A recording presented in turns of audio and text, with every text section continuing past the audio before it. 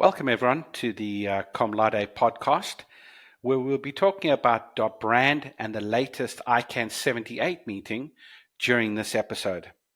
Just a reminder, we do not offer legal advice, and the information provided in this podcast is based on our opinion. My name is Dietmar, and I will be your host today. We'll be discussing 4 topics today, and Ashley Roberts will be dealing with topic 1. So Ashley, for the first topic, question 1.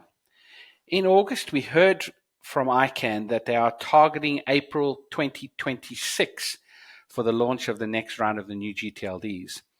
Were there any updates on this timeline at ICANN78 in Hamburg? Yeah, thanks, Dietmar. So in terms of the overall timeline, we heard from ICANN's interim CEO, Sally Costerton, that she's very confident in ICANN's ability to stick to that plan and meet that timeline and that ultimate target date of April 2026. She explains that a lot of thought have been put into the plan and the timeline, meaning that it should be realistic and achievable for them. So that was really pleasing to hear. So getting a bit more granular into some of the detail of the timeline, we heard some good news on the progress of the IDN EPDP working group, which is one of the key dependencies for the overall timeline. It was encouraging to hear that group had reached full consensus on their recommendations for phase 1 of their work. So essentially they've completed phase 1 of their work. Their second and final phase of that work track has already begun. They're well into it, and that basically means that they're well on track to complete the work of the IDN EPDP within the next 12 months. Excellent. Ashley, what are the next major milestones in the journey to the launch of the next round of new GTLDs? Well, aside from the IDN EPDP, which I just mentioned, another significant milestone is going to be the commencement of the pre-evaluation program for technical providers. So to give you a bit more background on this, in the first round in 2012, technical providers supported, in many cases, lots, sometimes hundreds of TLDs. But the way that the application and evaluation process worked is that no matter how many customers a technical provider was working with, each application was treated as unique, and each one was evaluated on its own merit. So what it meant is that if a given technical provider was supporting 200 TLDs, they would have the technical part of their application evaluated 200 separate times, which obviously led to a lot of duplication in the evaluation process. So in the next round, in an attempt to make things a lot more efficient, they're introducing this pre-evaluation program for technical providers. What that will mean is that technical providers can apply to ICANN in advance of the TLD application period starting to be pre-approved by ICANN. And that will mean that they only have to go through that kind of approval and evaluation process once with ICANN, so that when the TLD application period comes around, the kind of evaluation of the technical part will not need to be done. So overall, it should make the TLD application process a lot more efficient, a lot quicker, and it should make things a lot smoother for applicants as well. In terms of where things are at with this particular pre-evaluation program, ICANN, they've already started their work on designing the program, and they're targeting Q4 of 2024 to begin taking applications from technical providers that want to be pre-approved. They're then aiming to publish the list of pre-approved providers 6 months before the TLD application period opens. So that should be around about the start of Q4 2025. Thanks for that, Ashley. Around name collisions, which was a contentious issue in round 1, what has ICANN identified as its latest plans to mitigate any potential delays around this particular topic? So a working group that's made up mostly of technical experts from ICANN's Security and Stability Advisory Committee have been working on this topic for the past couple of years. They've been developing a set of measures to address the risk of name collisions for any applied for TLDs in the next round. Just to remind people of what a name collision is, a name collision can occur when an identifier that is used in a private namespace matches a registered domain name, and then the two identifiers clash in the same namespace. So in terms of the implications of a name collision, it can lead to private data being leaked, or potentially in some cases, certain systems can break. In the first round in 2012, some people were warning that the introduction of new GTLDs posed a major risk of increasing incidents of name collision. But for all of the theoretical risks, the actual number of reported incidents of name collision related to new GTLDs have been very few and far between over the last decade. But nonetheless, the Security and Stability Advisory Committee was tasked by ICANN with coming up with a process to mitigate any risk of name collisions in future rounds. So in terms of where that work is at the moment, they haven't finalized their recommendations yet, but we have a reasonably good idea of what that name collision mitigation process will look like. So the main part of it is that a technical panel of experts will be formed, and they'll conduct a name collision risk assessment on every applied for TLD in the next round. Once they've gone through that initial risk assessment, any TLDs which indicate a high risk of name collisions will then be subject to further, more in-depth risk analysis. At the end of that analysis process, the technical panel will put together a risk report for each TLD, and that risk report will be sent to the ICANN board for the board to then consider whether the TLD can be approved, or if there is a reason, if the risk is high enough to hold that TLD back from being approved. In terms of timing, we don't know exactly when these kind of risk analysis and risk mitigation steps would occur within the overall application and evaluation process, but we don't think that it shouldn't cause a significant time delay compared to what happened in the 2012 rounds. And in the vast majority of cases, TLDs shouldn't encounter any issues from going through this name collision assessment process. Thank you, Ashley. I mean, that'll be great news for any applicants in the next round. So we're going to go to topic 2, which deals with round 2 SubPro and string similarity. And Susan Payne is going to be the one answering the questions. So Susan, in March, when the ICANN board approved proceedings with the next round, or proceeding with the next round, there were 38 recommendations from the policy development process, known as the subsequent procedures, or SubPro for short, that the board held over for further consideration. What is the update on these pending SubPro recommendations after the ICANN meeting? Thanks, Dietmar. Yes, as you say, in March, the board approved the vast majority of the SubPro recommendations, but 38 of them were left pending. And just to be clear, that's not 38 separate issues, because a number of recommendations basically relate to the same concerns. So it's 38 recommendations, and that over a smaller number of issues. The good news is that all of those have now been dealt with by the board, either by them accepting or rejecting them. And basically what has been happening since March is that a small team of GNSO council members, in which I've been participating, have been working with the board leads, who are Avri Doria and Becky Burr, and meeting regularly to really explore the board concerns, and also discuss the intent behind the recommendations. And so as a result of those regular meetings, the board has become comfortable with some of the recommendations as is, and in a few cases, the GNSO Council has issued a clarifying statement to explain the intent behind the recommendation. And as a result of that exercise, now the majority of those 38 pending recommendations have been approved by the ICANN board. Some of them were at the board workshop in September, and then the final ones were at the ICANN78 meeting that we just attended.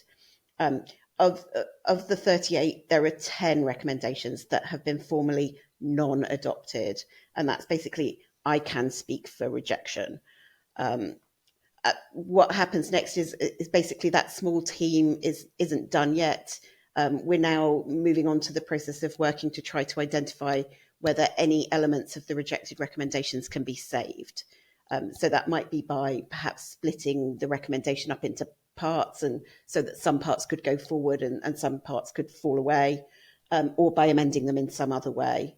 And so just as a couple of examples to try to give an illustration, there was a recommendation to exempt DotBrands from having a letter of credit or some other instrument that would pay for the operation of the registry in the event of a future failure.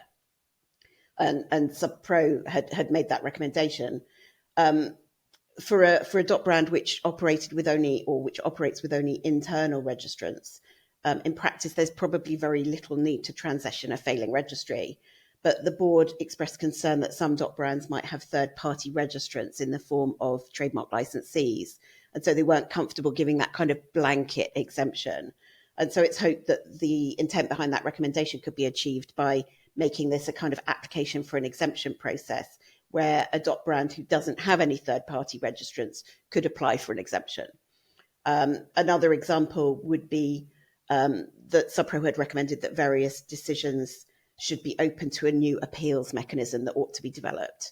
And at ICANN78, the board indicated that whilst they're sort of supportive of the concept of having appeals for certain decisions, they considered the current recommendation was too prescriptive. So again, it's one where hopefully we can work through a means of saving some of that, even if it's not quite in the form that SubPro had originally recommended.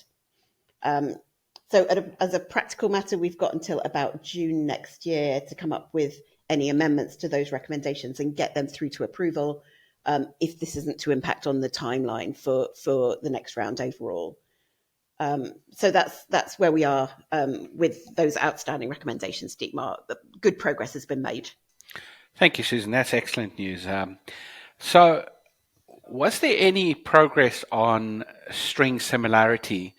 And also, was there any update on the diacritics issue? Apologies if I butchered that. No, not at all.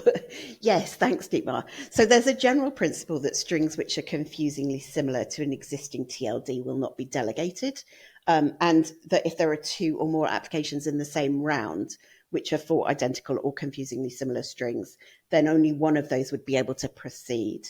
And the SubPro recommendations were supportive of that principle from the previous round as well. So during new GTLD application process, there'll be an initial assessment of whether two strings are confusingly similar, and that will be carried out by a string similarity evaluation panel. And the basis of the assessment will be one of visual similarity. So at the moment, ICANN staff are working on string similarity guidelines, and they presented their initial sort of thinking on some of the factors that the panel should take into consideration. And that includes aspects such as who is the target user for the string, the idea being that it should be someone who is reasonably attentive and have a native familiarity with the script and the language when you're determining whether a string is confusingly similar. But inevitably, I think that does mean that there's going to be some degree of subjectivity to this assessment of similarity, and therefore some element of uncertainty for potential applicants. One area where some uncertainty relates is in relation to diacritic characters in ASCII script. And an example of this, which has shed light on a potential gap in the policy, is the geographic TLD for Quebec, the Canadian city and province. In the last round, the registry operator applied for this TLD without any accents because they had concerns about universal acceptance. But they would also like to have the French language version with the accent over the E. And if these two versions are considered to be confusingly similar under the confusing similarity evaluation rules, then they won't both be permitted to be delegated. And I would say it's the widely held view that this is probably the case. So the GNSO is at the moment proposing to have a sort of narrow exercise to really scope out this issue and determine whether any policy work is needed in order to come up with perhaps an exception process that might see the same registry operator allowed to operate both the version without the diacritics and the version with it. But that is something that at the moment is still to be scoped out and considered further. Another aspect, I think, of string similarity where there's still a bit of uncertainty relates to singulars and plurals of the same word. The SubPro recommendation was that these should be prohibited, and I think that was a widely held reaction to some of the issues that we saw in the first round. But the recommendation that SubPro made also included considering the intended use of the string in order to make that assessment about whether they're singulars and plurals. And this is one of the recommendations that the board has rejected at the moment. And I think it's fair to say that the board's got reservations about both aspects of this recommendation, but it is possible that with some further work, the small team might find a way to save the singular plural element by removing that intended use aspect, which the board are very uncomfortable about. So that's at the moment, that's where we are on string similarity, Dietmar. Susan, thank you very much for that. We'll be talking to you again in a few minutes with another topic, but in between we have our third topic, which is surrounding DNS abuse, and Sophie Hay will be the one talking about this. Sophie, DNS abuse is understandably a big topic for all stakeholders. Last week, the contracted parties started voting on proposed DNS abuse amendments. Can you give us a little bit of a breakdown of what the amendments are and what will potentially change? Sure, I can do that, Dietmar. So first, just to clarify, the amendments that we're talking about are to the Registrar Accreditation Agreement, which any registrar who wants to sell GTLD names must sign up to and be party to, and also the Base Registry Agreement. And that means, so for the Base Registry Agreement, that's most GTLDs, so it's definitely all the new ones and most legacy ones, but it does exclude .com, .net, and a few other small legacy GTLDs. So this isn't going to be applying to ccTLDs. But what it does mean is it's going to apply to all those parties that we just mentioned. There's also not going to be any change to existing obligations to handle reports of illegal and abusive activities. So those obligations are still going to apply and exist. What is going to change is that for specific types of abuses defined as DNS abuse, so phishing, farming, malware, command and control botnets, and spam when its delivery mechanism for the first four, there will be a clearer obligation for contracted parties to stop or otherwise mitigate that DNS abuse. So it's really about raising that floor and making sure that ICANN compliance has a clear provision which they can enforce against registries and registrars who are doing nothing. The other change that's going to happen is that registries and registrars are also going to have the option of receiving reports of abusive and illegal activity via a web form or an email. So at the moment, they only have the option. Well, it's not an option. They must use an email address to receive that.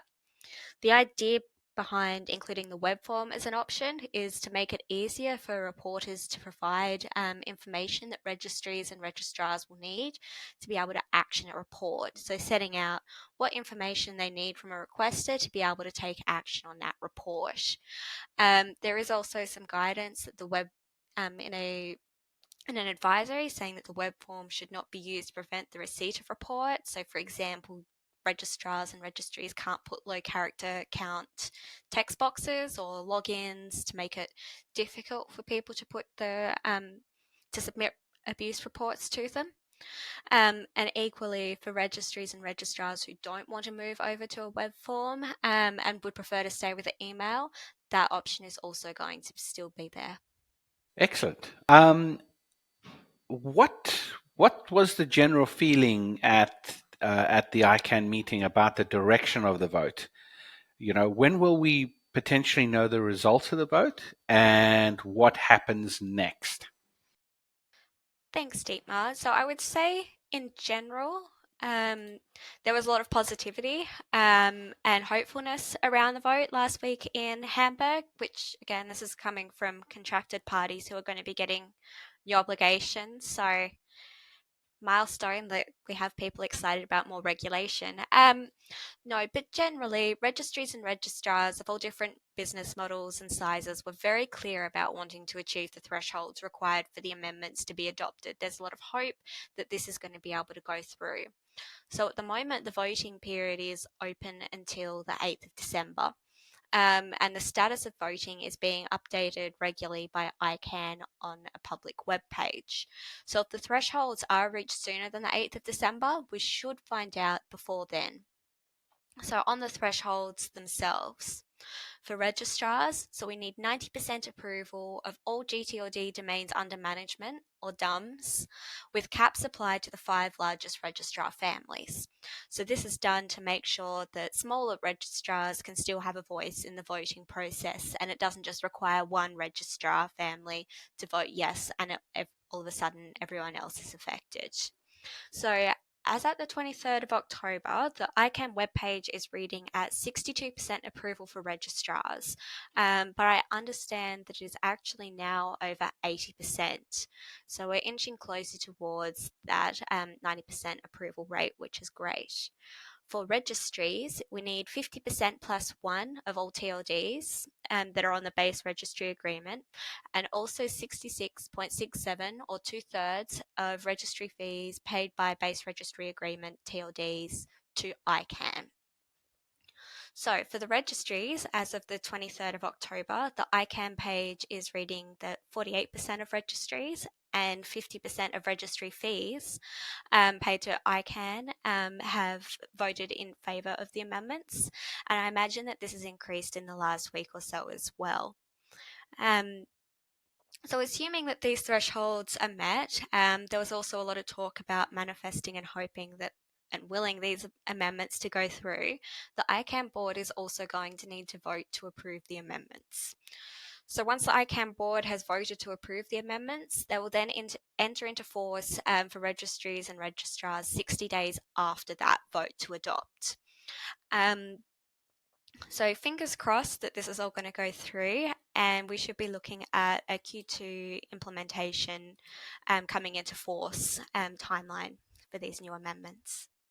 Thank you, Sophie, and keep your fingers crossed. But it does look promising, and it does sound very promising that the ICANN community is working together on an important topic like this. So this is great news. So we're hitting on to topic 4, which is RDRS, which Susan is going to give us a little bit of a breakdown on. Susan, is RDRS still on track to launch publicly this month? And also, who will be able to use or access it? Thanks, Dietmar. Yes, so RDRS is the Registration Data Request System, and it's the system being developed by ICANN to help streamline requests for disclosure of redacted registration, or what was formerly known as WHOIS data. So requests submitted via the system will be forwarded to participating registrars, who will then make a determination whether or not there's a legal basis for disclosing the registration data. And if there is, they'll disclose the data directly to the requester. So those requesters are likely to be a mixture of brand owners or their legal representatives, or sort of brand protection enforcement companies and the like, and also law enforcement.